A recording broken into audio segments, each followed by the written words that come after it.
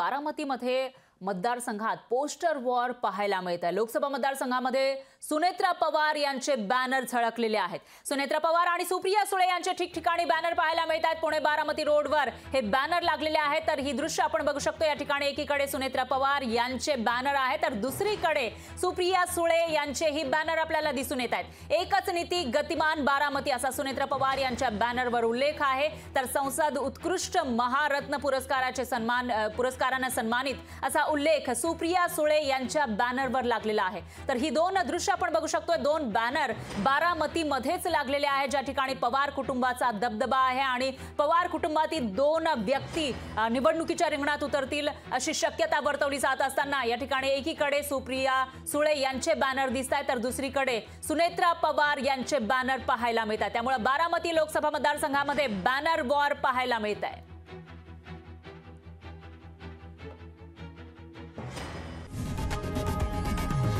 लोकशाही मराठी ऐका, पहा, जागरूक रहा।